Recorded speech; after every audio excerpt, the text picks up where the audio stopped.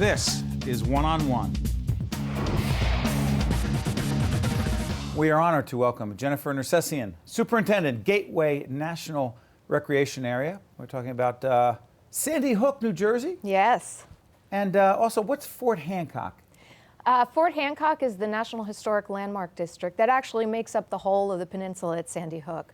The history out there is amazing. I mean, most people know Sandy Hook because they're going out there to the beach to enjoy the summer fun. There's lots of activities there, but the history, the military history, stretches back all the way to the Revolutionary War. Military history? Yeah, Explain absolutely. That as we're looking at pictures. Go ahead. It's a military outpost. Back in the Revolutionary War, it was a loyalist outpost until the end of the war. Was significant through the Civil War, War of 1812. In World War II, there were about 10,000 people living out there.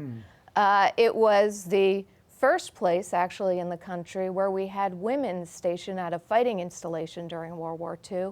And it was still active all the way up through the Cold War. We have a Nike missile site there. And all of this, we still have the buildings, a lot of the historic architecture and features that we have there to interpret for the public.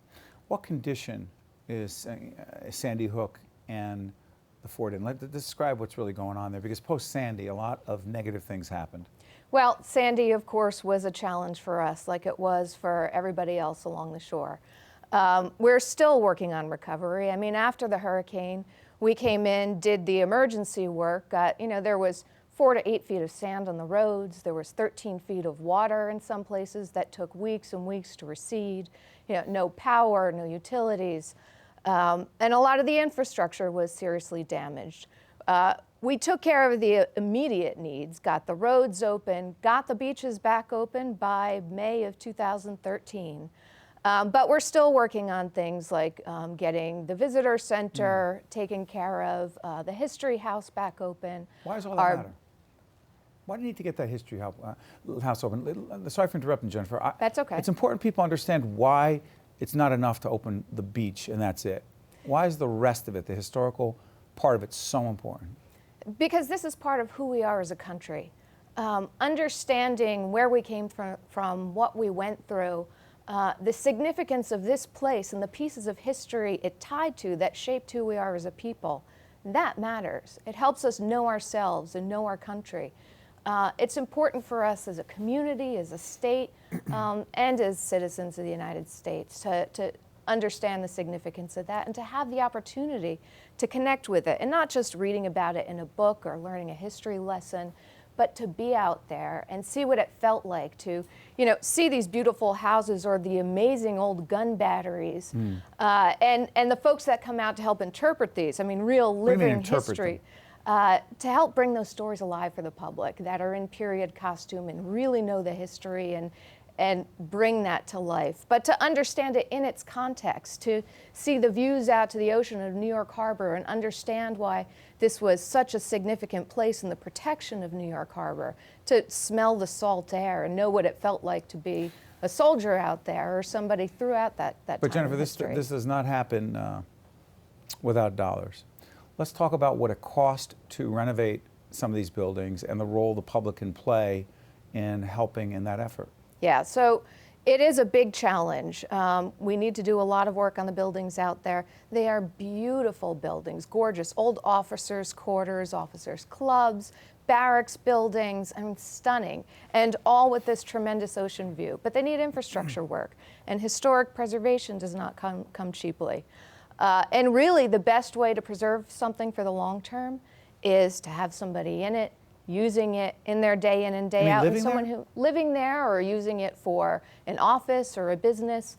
And so we're looking for public-private partnerships, people who can help us invest in the restoration of these buildings in exchange for a long-term lease and being able to use the building. So I want to understand this. What you're saying is part of the plan in this area, in this whole Sandy Hook area, is to have, so give us a for instance, say a law firm, for argument's sake. A law firm wanted to be a part of this. And they said, we're going to renovate that building. Yeah. The potential exists for that law firm to set up their operation in that building, and what would they get potentially? In exchange for all of the money that they invested into the restoration of the building, that money would come off any lease payments that they would be expected to pay. So essentially, for all the money they invested, they would get to use the building for free for up to a term of 60 years. We actually have 6 requests for proposals out on the streets right now. They're due April 16th. 2 for bed and breakfasts, 2 for a residence or office use, and 2 for nonprofits. Now, take a step back.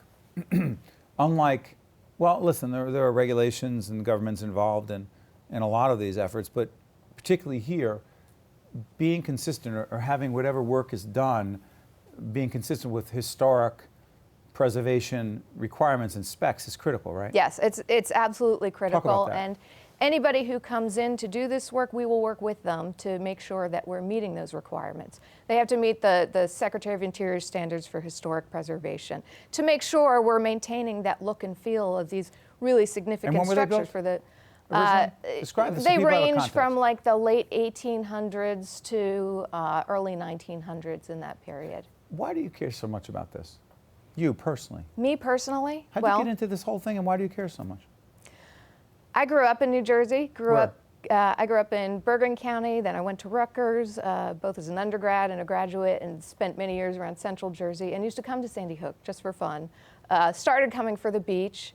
Got into nature. The bird watching at Sandy Hook is phenomenal. It's a really significant migration spot for the Eastern Flyway. That northern-facing peninsula is a really unique feature and makes it Bird a tremendous place to go see birds. Recognized across the country for this? Nationally and internationally. Really? Yes. So you got into this whole thing. Yeah. How does it become a career?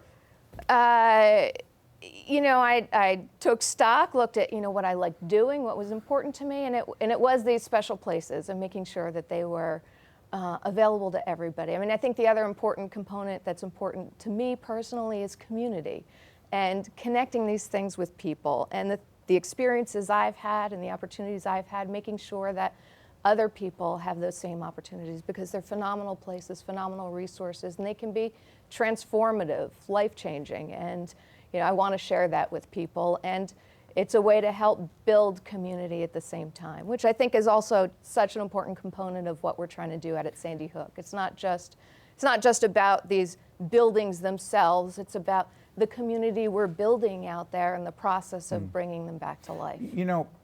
People use the term national parks. I do, and I often say, oh, it's a beautiful national park. Yeah.